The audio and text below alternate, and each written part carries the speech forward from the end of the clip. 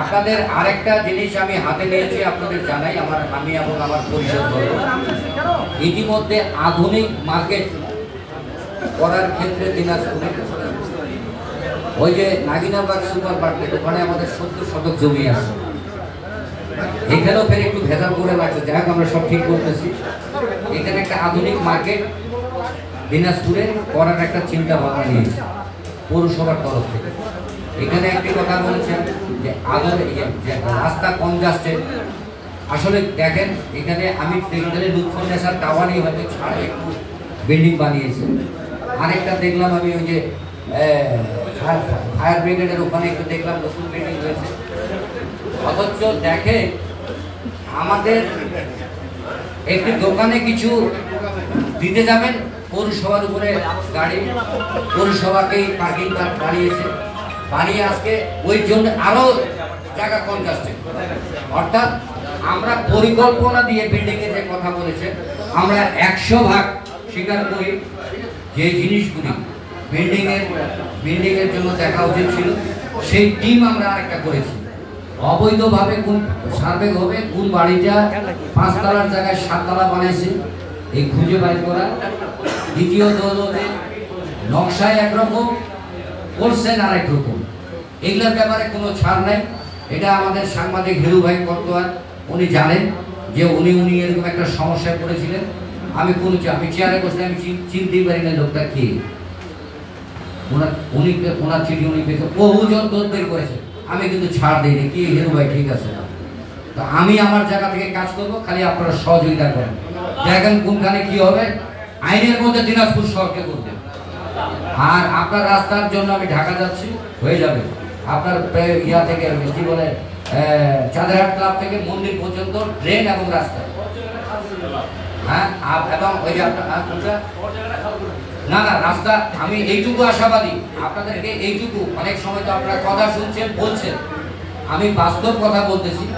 ডিসেম্বরের মধ্যে কিছুটা রাস্তা হয়তো আমরা কিছুটা বলতে কি 60% রাস্তা আমরা হাত কাজ করতে পারি।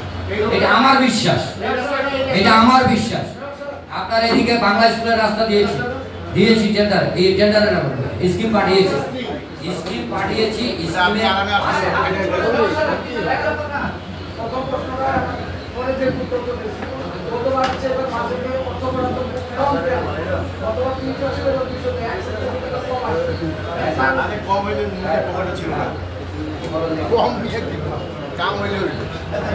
আচ্ছা, এই প্রশ্নটা আমি নিচ্ছি। আরেকটা প্রশ্ন যেটা বলেছেন খুব গুরুত্বপূর্ণ, ওই যে আপনাদের যে মুর্শেদ ভাই বললেন, আপনিও বললেন, ওই যে উইমেন আর চেম্বারে, এটা আমি সচিব সাহেবকে দিচ্ছি, উনি বলুন এর ব্যাখ্যাটা থেকে বুঝছেন। ওই যে উইমেনের ব্যাপারে আর ওই যে চেম্বারের ব্যাপারে আর কিছু যদি অন্য প্রশ্ন থাকে আপনাকে করতে পারেন।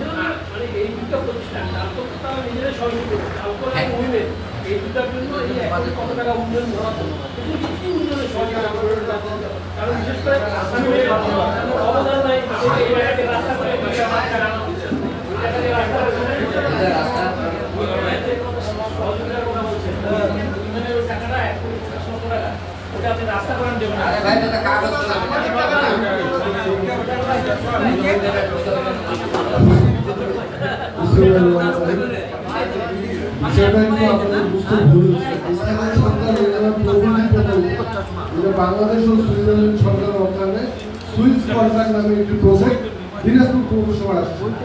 সেই প্রজেক্টের আন্ডারে আপনার সর্বপ্রথম যে কাজটি হয়েছে সেটি হচ্ছে কাঞ্চনগঞ্জে যে একটি বউবাজার নামে বাজার ছিল, যেটি কাঁচা বাজার ছিল, সেই বউবাজারটি কিন্তু এই সুইস কন্ট্রাক্ট নিজস্ব অর্থায়নে ওদের প্ল্যান অনুযায়ী স্থানীয় লোকের সহযোগিতায়, মসজিদ কমিটির সহযোগিতায় ওই মার্কেটটা সর্বপ্রথম ওনারা করে দিয়েছে। এবং করে দেওয়ার পর ওই প্রজেক্ট আমাদের দিনাজপুর পৌরসভা সহ আরও বাংলাদেশের কিছু পৌরসভায় কিছু কাজ হাতে নিয়েছে। সেই কাজগুলির সম্পূর্ণ ফাইন্যান্স কিন্তু সুইস কন্ট্রাক্ট করতেছে, এখানে পৌরসভা কিন্তু ফাইন্যান্স করতেছে। ওই প্রজেক্টের পৌর কমিটির সভাপতি আমি দিনাজপুর চেম্বার অফ কমার্সের সঙ্গে বসে দিনাজপুরে হাজী দানেশ বিজ্ঞান প্রযুক্তি বিশ্ববিদ্যালয়ের শিক্ষকদের সহযোগিতা ওনারা একটি জিনিস আইডেন্টিফাই করছে যে আমাদের যে রাইস মিলগুলো আছে এই রাইস মিলগুলো থেকে যে মানে কুড়াটা যেটা যেটা মানুষের চোখের মধ্যে পড়লে ব্যাপক ক্ষতি হয়, সেইটা নিয়ে ওনারা অলরেডি ওই সুইচ কন্ট্রাক্টের মাধ্যমে ওরা 4 মাস রিসার্চ করে চেম্বার অফ কমার্সে আমরা 2-3টা মিটিং করে আমরা একটা মানে চিন্তা ভাবনা করছি যে ওইখানে ওই যে চিমনিগুলো আছে ওই চিমনিগুলোর মধ্যে হাজিদারের যে প্রফেসর আছে তারা রিসার্চ করে একটি মেশিন বসায় দিলে সেইখানে আমাদের এই যে রাস্তাঘাটে চলাচলে যে বিশেষ করে পুরাঘাটে বা উত্তর প্রদেশে যে সমস্ত রাইসমিলগুলো আছে সেইটার জন্য এই জায়গা বরাদ্দ হয়েছে। পাশাপাশি আমাদের দিনাজপুর পৌরসভা ওমেন্স কর্নার নাই, মহিলারা পৌরসভায় বিভিন্ন নাগরিক সেবা দিতে আসে, অনেকে বলে বাচ্চা থাকে ব্রেস্ট ফিডিং করতে লাগে, তাদের জন্য ফের আবার এই 1,50,00,000 টাকার মধ্যে একটা বরাদ্দ আছে। সেখানে আমরা জায়গা ওই যে আমাদের কাউন্সিলর সাহেব যেখানে বসে তার পূর্ব দিকে জায়গাটা আমরা নির্ধারণ করতেছি এবং আরো কিছু এখানে ওনাদের মাধ্যমে আমাদের যে ডিজিটাল